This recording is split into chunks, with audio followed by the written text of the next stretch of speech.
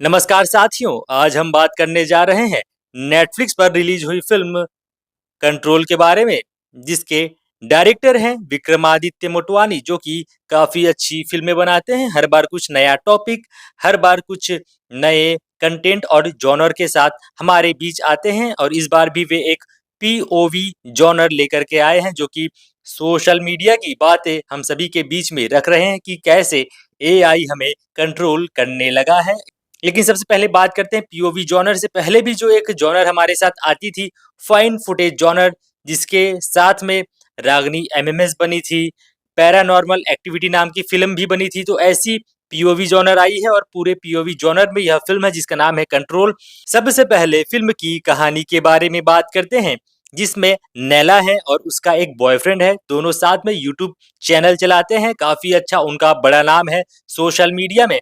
एक दिन क्या होता है, नैला अपने बॉयफ्रेंड को रंगे हाथों धोखा देते हुए पकड़ लेती है। दोनों के बीच लड़ाई होती है और नैला यह डिसाइड करती है कि वह अपने पार्टनर को पूरी तरीके से डिजिटली रूप से गायब कर देगी, उसे मिटा देगी और इसके लिए वह सहायता लेती है कंट्रोल ऐप का। और आगे कैसे वे इस जाल में फंस जाती है, इसी की यह कहानी है। आपको जरूर देखनी चाहिए क्योंकि हम एआई के युग में आ चुके हैं, सोशल मीडिया के समाज में रहने लगे हैं, इसलिए यह फिल्म बहुत ज़रूरी तो हो ही जा रही है।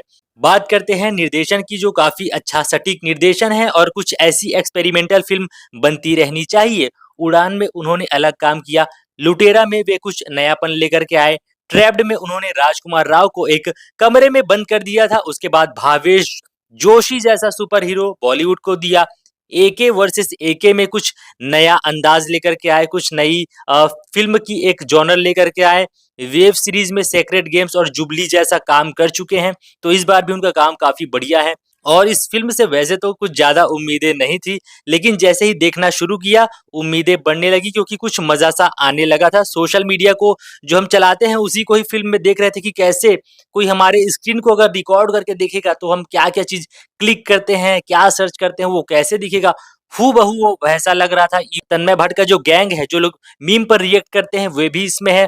और अनन्या पांडे ने कैसे खुद को मजाक बनाया है, वो भी हमने इस फिल्म में देखा है। बात करते हैं अभिनय की, तो अनन्या पांडे ने कैरेक्टर के साथ न्याय तो किया है। जैसा ये कैरेक्टर था, अनन्या पांडे ठीक तो लगती हैं, लेकिन अगर किसी यूट्यूबर को ही अगर मौका दिया होता तो और भी ज्यादा मजा आ जाता। बात करते हैं विहान समत का काम भी ठीक ठाक है और एलेन यानी एआई अवतार के लिए अपार शक्ति खुराना ने आवाज दी है। और उनके जो डायलॉग्स हैं, उनका जो स्टाइल है, काफी मजा आता है डायलॉग कहने का, बढ़िया लिखी हुई है और कुछ नया एक्सपीरियंस इसे देखते हुए हमें आया।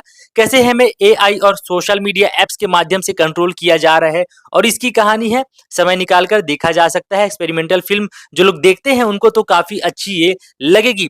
मैं तो बस इतना कहूंगा, ऐसे ही खबरों के लिए, ऐसे ही मूवी रिव्यूज के लिए हमारे इस चैनल को सब्सक्राइब कर ले, वीडियो को लाइक और शेयर करें। और खास तौर पे जिसने एडिटिंग की है, काफी अच्छी एडिटिंग है, क्योंकि कुछ नया तो था, तो ऐसी एडिटिंग करना और ऐसी, हालांकि इन्होंने कैसे प्लान किया होगा ये भी सोचने वाली बात है। और हमारे चैनल को सब्सक्राइब करें। मुलाकात करते हैं नेक्स्ट वीडियो में, तब तक के लिए धन्यवाद, नमस्कार।